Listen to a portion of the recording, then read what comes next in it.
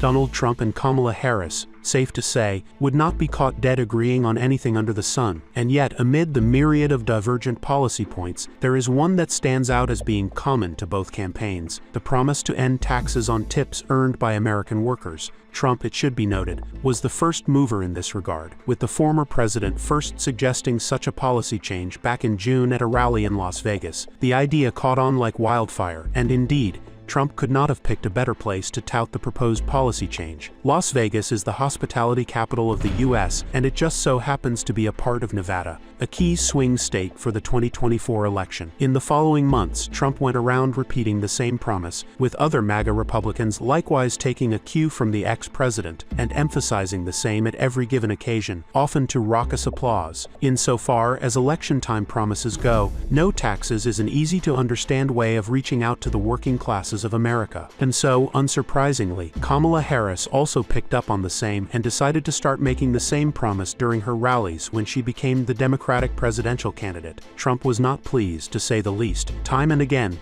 the former president and his followers accused Kamala Harris of copying his idea in a variety of colorful ways. But Harris did not just copy Trump. She added on and created caveats in the promise to eliminate taxes on tips. According to the Harris campaign, the Democratic candidate supports the idea that tips should not be taxed as part of a larger package that will also raise the minimum wage in the U.S. Harris would reportedly also limit avenues for the wealthy to exploit this taxation change. These changes are not simply a way for the Harris campaign to stand apart from Trump, but rather point to the complicated issue at hand and the Harris team's acknowledgement of the same. While close to 4 million Americans work jobs with tips, very few actually earn enough for that tip income to be taxable. As such, experts say 2/3 of American workers, mostly low and middle-income workers, would not even benefit from the policy change, making it ineffectual and unfair at the very least. But there is more. Experts have also flagged the risk of wealthy individuals simply restructuring their compensation packages to classify certain earnings as tips, making them exempt from paying taxes. The potential for misuse aside, nonpartisan groups have also spoken about the negative impact such a change would have on the U.S. economy. According to the Committee for a Responsible Federal Budget, eliminating taxes on tips could reduce federal revenues by anywhere from $150 billion to $250 billion over the next decade. This is why many experts see the promise as a political masterstroke that fails as an actual policy point.